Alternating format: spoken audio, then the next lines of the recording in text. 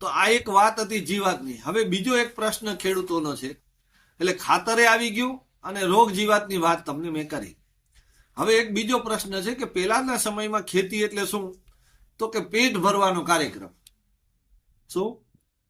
એટલે જરૂરિયાત પૂરી કરે. ખેતી એટલે આપણે ઘરને પૂરું અનાજ આપે, અને આપણે મકાન બનાવવું હોય તો લાકડું ને માટી ને બધું આપે. એટલે આપણો જીવનનો કાર્યક્રમ ખેતીમાં પૂરો થઈ જતો. આજે આપણે ખેતી પાસેથી ઈ આશા નથી. પેટ ભરવાની તો છે, પણ એનાથી વધારે કંઈક આશા છે. પેલી જરૂરિયાત ખાલી મકાન હતી. હવેની જરૂરિયાત શું છે? હવે ગાડી ને બંગલા છે. બરાબર. તો આ ધરતી છે એ શું છે? માં છે. માં શું કરે? ધાવણની ગેરંટી આપે, તમને ભૂખે ન મરવા દે. પ્રકૃતિ ક્યારે પણ કોઈને ભૂખે ન મારે. પણ આપણે ગાડી બંગલા માટે શું કરવું? તો આપણે માં પાસેથી અપેક્ષા રાખીએ કે તું મને ગાડી બંગલા દે તો એ થાય? તો એને ક્યાંક આપણે લોહી ચૂસી લઈએ. આપણે ધાવણ પીવાની બદલીમાં ક્યાંક લોહી ચૂસવાનું આપણે કરવું પડે ગાડી સારું. તો એ ન કરવું હોય તો શું? તો પેલા ખેતી છે ને એ કાપણી સુધી ખેતી કહેવાતી. હાર્વેસ્ટિંગ થઈ જાય એટલે ખેતી પૂરી થઈ ગઈ. હવે નવા યુગમાં આપણે શું કરવું પડે કે હવે આપણે જીવન જોઈએ છીએ ક્યાંથી મળ્યું? ખેતીમાંથી. ગાડી બંગલે ક્યાંથી શોધવાના છે? તો એ કાપણી પછીની પ્રક્રિયા એટલે પોસ્ટ હાર્વેસ્ટિંગ. કાપણી પછીની પ્રક્રિયા કઈ છે? તો 3 પ્રક્રિયા છે. એક શું છે? એનું પ્રોસેસિંગ, બરાબર, મૂલ્યવર્ધન કરવું. બીજું શું છે? એનું માર્કેટિંગ. અને ત્રીજું શું છે? સ્ટોરેજ. આ 3 વસ્તુ જો તમે કરો તો તમારી આવક ડબલ ત્રબલ ચોબલ થાય. બરાબર. આપણે આવક ડબલ ત્રબલ ચોબલ ન થાય, તમારો નફો છે ને ડબલ ત્રબલ થાય.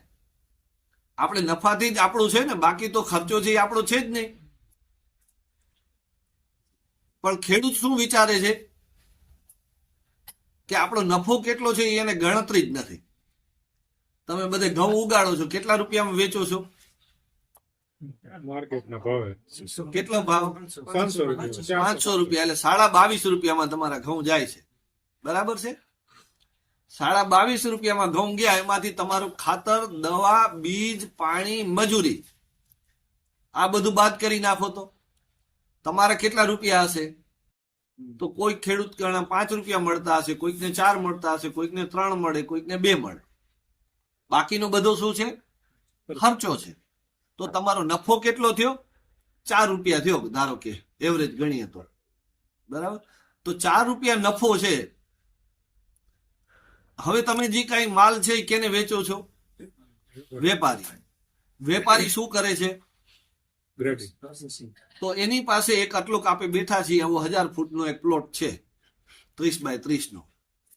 એની અંદર એક 2.5 લાખ રૂપિયાનું મશીન આવે, જેને કહેવાય ક્લીનિંગ, ગ્રેડિંગ, સાઇઝિંગ કરી દે. ઝીણું જાડું નોખું કરી દે, કાંકરો કાઢી દે, ડસ્ટ કાઢી દે, એ બધું માટી કાઢી દે, એવું બધું કરી દે. એવું 2.5 લાખ રૂપિયાનું એક મશીન આવે, 30 ફૂટનો પ્લોટ હોય. એક ખેડૂત છે એ 200 મણ ઘઉં પકાવ્યા છે, એ એક દિવસમાં એની અંદર એ નાખી દે 200 મણ ઘઉં, અને નવી બેગ અંદર લગાડી, પોતાનું નામ લખી, વીણાટવાળા ઘઉં લખી, અને નવી બેગમાં પેક કરી અને એ મોકલી દે માર્કેટમાં. એ કેટલા રૂપિયામાં વેચે? હા, બરાબર. એટલે સીધા એને 4 રૂપિયા વધારે મળ્યા. કેટલી વારમાં મળ્યા એને? એક દિવસમાં. કેટલા રોકાણમાં મળ્યા? તો તમારી વાડીની કિંમત ગણો અને એની જગ્યાની કિંમત ગણો. રોકાણ એનું ઓછું, દિવસો એના ઓછા, એને એક દિવસ મળે, તમને 4 મહિનાની જોખમ લીધું. જોખમ એનું કેટલું? તો એનું જોખમ કાંઈ નહીં, તમે